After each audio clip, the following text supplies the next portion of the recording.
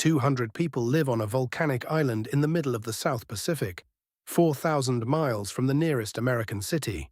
For decades, their lights stayed on only as long as a diesel shipment arrived on time, and it often didn't. Then, in 1 year, the fuel problem simply ended. This is Tau, the easternmost island of American Samoa. In November 2016, it became one of the first inhabited islands on Earth to run almost entirely on sunlight, not as a pilot, not as a press release, but as the actual grid. Tau is about as remote as electricity gets. Every kilowatt hour once began as diesel in a tank on a supply ship from the main island of Tutuila, a boat ride across open Pacific water that weather could delay for days or weeks. When shipments slipped, the island rationed. Power cuts, spoiled food in freezers, schools and the medical clinic running on whatever was left in the drums.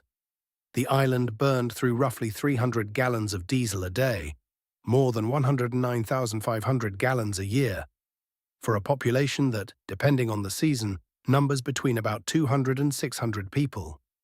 Per person, that is one of the most expensive, most fragile ways to make electricity on the planet. And the irony was hard to miss. The one resource Tau has in absurd abundance is equatorial sunlight. In 2016, SolarCity, freshly acquired by Tesla, built the fix on 7 acres of the island's north coast. 5,328 solar panels, producing 1.41 megawatts, wired to 60 Tesla Powerpack batteries. The panels harvest the day, the batteries carry the night.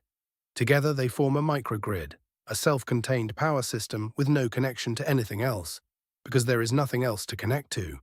The batteries hold enough energy to run the entire island for 3 days with no sun at all, and the array can recharge them in about 7 hours of daylight. The $8 million project was funded largely by the U.S. Department of the Interior with the American Samoa Power Authority. The old diesel generators didn't go to the scrapyard, they stayed silent as the backup of last resort. For the people of Tau, the change was mundane in the best possible way. The lights just stopped being a question. No fuel ship, no rationing calendar. The freezers stay cold through a storm week. The honest caveats: Tau is a best-case island. A few hundred residents, modest demand, US federal money and equatorial sun made a full solar conversion possible at a price a government grant could cover.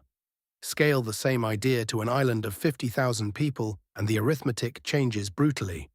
That's why most 100% renewable island stories after Tau are still partial conversions. The hardware also lives in one of the harshest environments solar equipment can face: salt air that corrodes everything, and a cyclone belt that can turn loose panels into projectiles. The system was engineered for storms, but a direct hit remains the scenario that puts the old diesel generators back to work. Batteries age, power packs fade with cycles, and replacement hardware arrives on the same slow boats the diesel once did. Tau solved fuel dependence. It did not solve remoteness. Nearly a decade on, Tau's microgrid remains the textbook proof, cited across the Pacific, that a small island can drop diesel almost entirely with off-the-shelf panels and batteries. Neighboring islands in American Samoa followed with their own solar plus storage builds, and utilities from Hawaii to the Caribbean study the same template. Panels sized to the day, storage sized to the weather, diesel kept only as insurance. The fuel ship still comes to Tau. It just carries groceries now. For a 200-person island at the edge of the map, that is what winning looks like.